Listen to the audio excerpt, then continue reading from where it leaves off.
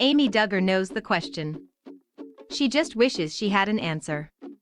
The niece of Jim Bob has pretty much always been estranged from her famous family members, choosing to live a far less strict, controlling, and religious lifestyle than the one her cousins were raised in. But she hasn't wished any ill will toward any other Duggars or anything, you know. Now, however, Amy can't stop talking trash about them. Not out of malice, we don't believe, but out of legitimate concern, anger and disgust. This is especially the case when it comes to Josh Duggar. Over the past several months, ever since Josh was arrested on child pornography possession charges, Amy has been unable to hold back.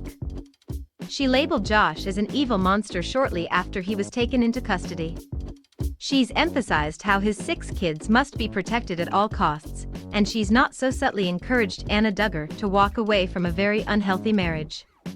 Amy hasn't always called out Josh by name, however. She's simply made general statements about certain toxic family members.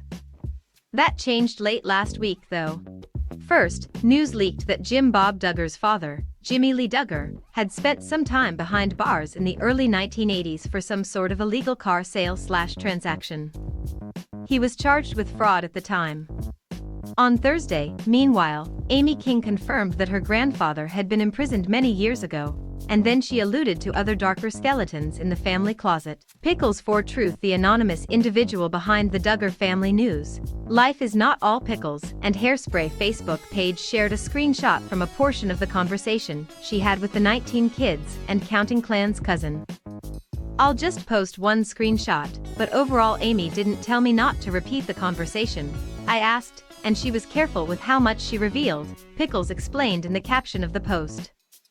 Amy acknowledged that her grandpa did do some time in prison. The mother of one also beat around nary a bush when it came to Josh Duggar, as you can see below. I think everyone is just trying to figure out where all this started from with my cousin, Amy said about Josh, who is facing 40 years in jail. She added in the exchange, "I'm just going to be real about it all. Of course our family will be cross-examined. This is sick, and so evil. I wonder, everybody wonders what in the hell happened to him.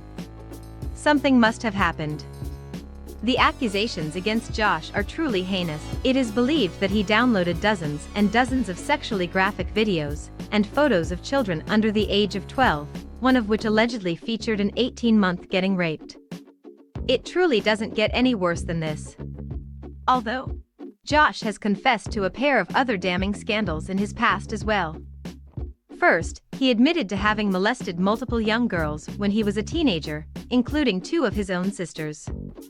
Then, he issued a lengthy statement in response to having been outed as a user of the website Ashley Madison, which sets up spouses with men or women with whom they can cheat on their partners.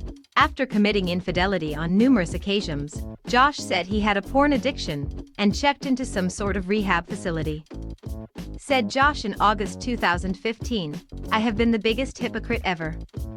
While espousing faith and family values, I have secretly over the last several years been viewing pornography on the internet, and this became a secret addiction, and I became unfaithful to my wife. I am so ashamed of the double life that I have been living and am grieved for the hurt, pain and disgrace my sin has caused my wife and family, and most of all Jesus, and all those who profess faith in him." Jim Bob and Michelle Duggar reportedly knew about their son's actions way back in the day, helping him cover up his inappropriate touching of little kids. So, to be honest, if Amy is wondering how Josh arrived at this place, if she isn't sure what happened to her cousin that may land him behind bars for 2 decades, she might want to start there.